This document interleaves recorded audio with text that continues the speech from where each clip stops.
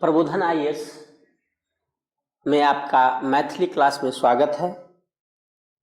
मैथिली के लिए कई भ्रांतियां हैं, क्योंकि मैथिली बचपन से लोग पढ़ते नहीं हैं। हमारे यहाँ मिथिला में ऐसा रहा भी नहीं है कि हाँ बचपन से पहला दूसरा तीसरा जैसे बंगाली अन्य जगहों पे रहा है। इसलिए लोगों के पास सबसे बड़ी समस्या होती है, लोग सोचते हैं कि मैथिली लिख पाएंगे या नहीं लिख पाएंगे। और मैथिली लिखना बहुत ही सहज है, लेकिन पठन पाठन में नहीं रहने के कारण यह हमेशा भय बना हुआ रहता है। लेकिन ये भय अब भय का विषय नहीं रहा, क्योंकि ये भ्रांतियाँ टूट चुकी है। राजस्थान, महाराष्ट्र, हरियाणा, भोजपुर इलाका सभी जगह से लड़के, यूपी सभी जगह से लड़के पढ़े ही नहीं हैं, बल्कि रिजल्ट भी दिए हैं। इस बार भी हाल ही में बीपीएससी का रिजल्ट भी आया है 1-2 दिन पहले। इसमें भी जो एसडीएम है, 3 एसडीएम मैथिली से है, उसमें 2 एसडीएम जो है वो गैर मैथिली क्षेत्र से ही हैं, भोजपुरी क्षेत्र से हैं। और मैथिली से एक अच्छे अंक आने के बाद जो है ना एसडीएम को पद को प्राप्त किए हैं। जैसे अंग्रेजी हम लोग एक धारणा है, लिखना और बोलना अलग अलग विषय होता है। जैसे अंग्रेजी हम लोग बोल पाते हैं कम लोग, लेकिन लिख पाते हैं सब कोई। वैसे ही भाषा लिखने के लिए बोलना आना जरूरी नहीं है। राजस्थान के, महाराष्ट्र के बहुत लोग हैं जो मैथिली से सफल हुए, लेकिन बोलना नहीं जानते हैं। और मैथिली में थोड़ी सी हिम्मत करने की कोशिश करने की ज़रूरत है।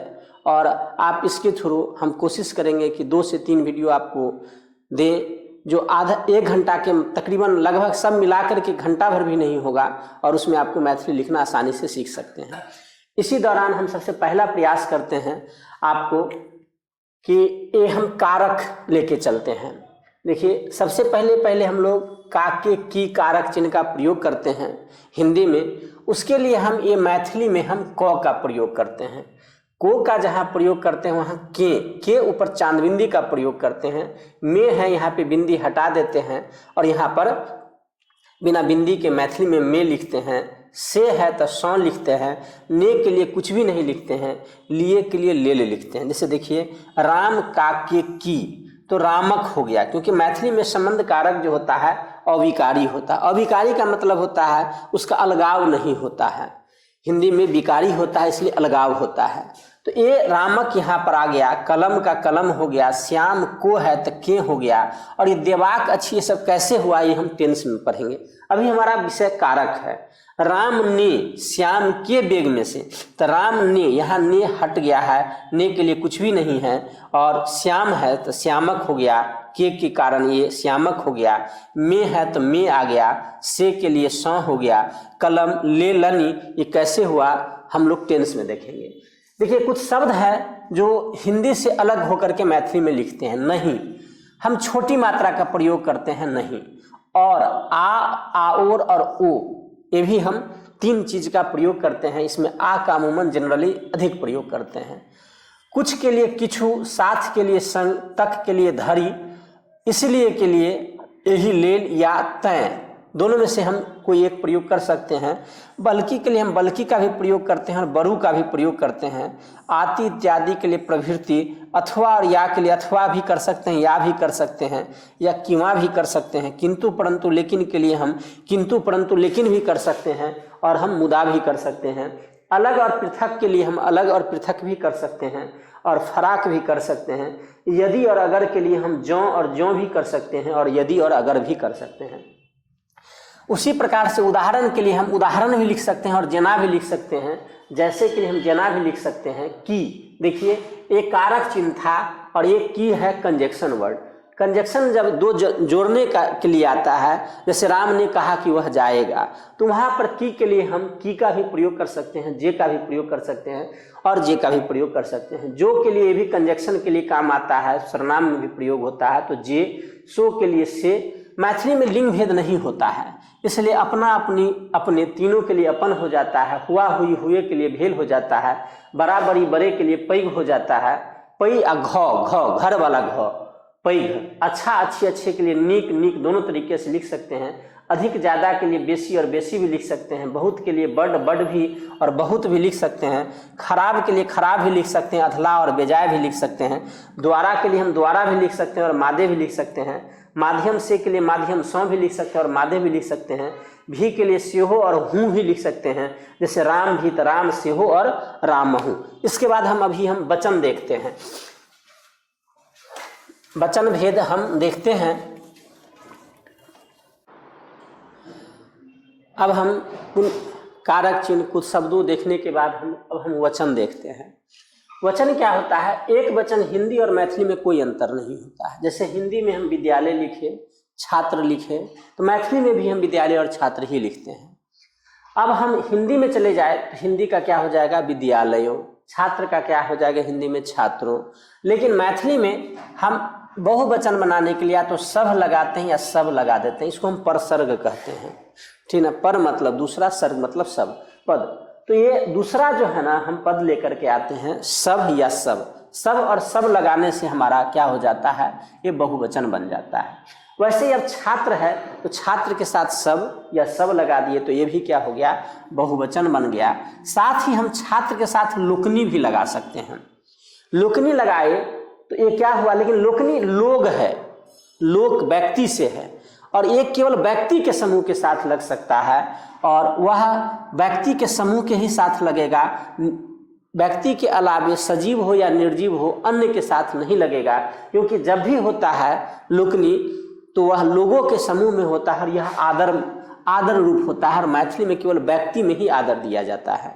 इसीलिए यह लोकनी का हम प्रयोग केवल आदर के लिए और व्यक्ति के समूह के लिए करेंगे। जैसे हम विद्यालय के साथ लोकनी नहीं लगा सकते क्योंकि विद्यालय लोग का समूह नहीं है।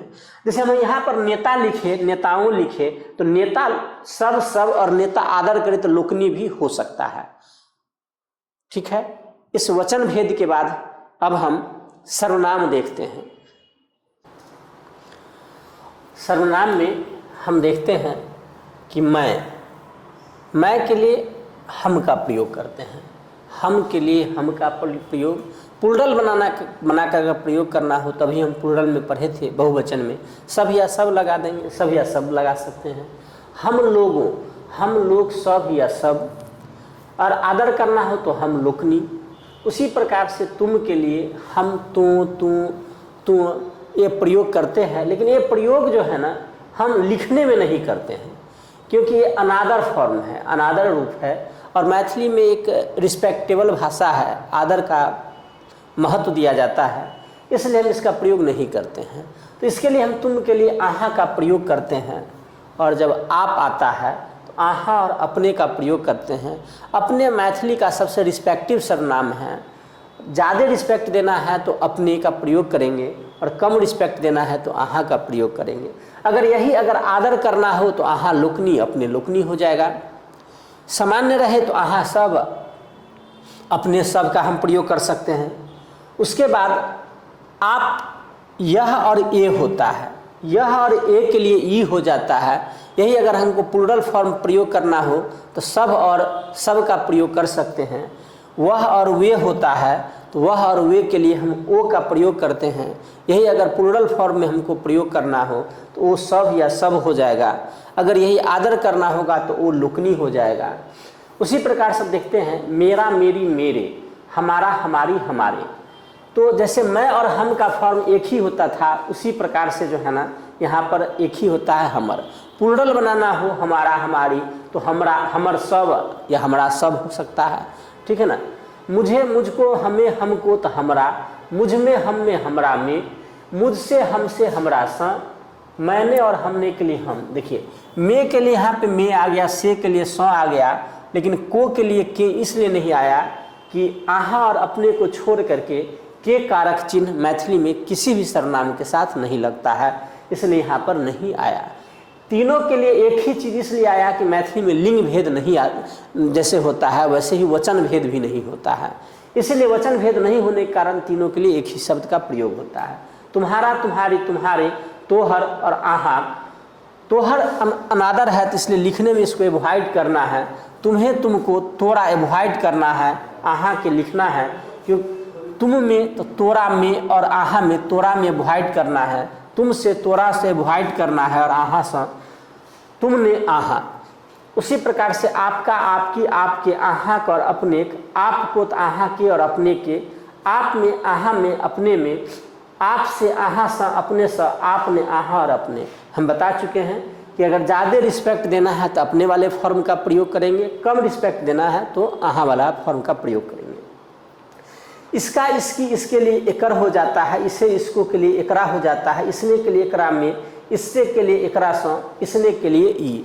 देखिए इसी प्रकार से अगर यह उसका हो जाएगा, उसका, तो क्या हो जाएगा, ओकर। उसे तो क्या हो जाएगा, ओकरा।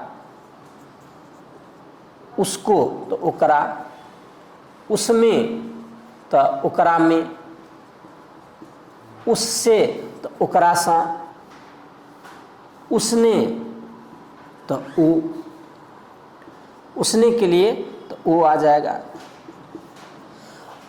उसी प्रकार से अगर किसका वाला फॉर्म आ जाए, किसका, किसकी, तो जब यहाँ की हो जाएगा तो क्या हो जाएगा, यहाँ पर केकर या ककर हो जाएगा। उसी प्रकार से यहाँ किसे हो जाए तो किसको हो जाएगा। शुद्ध फॉर्म ककर ही होता है, लेकिन अभ्रंशित रूप में अब हम केकर करके भी लिखने लगे हैं। तो यहाँ पर किसे अगर हो जाए, किसको हो जाए तो केकरा या ककरा हो जाएगा। उसी प्रकार से किस में हो जाए तो केकरा में या ककरा में हो जाएगा। किस से हो जाए तो केकरा सा या ककरा सा हो जाएगा। और किसने के लिए क्या हो जाएगा, के हो जाएगा।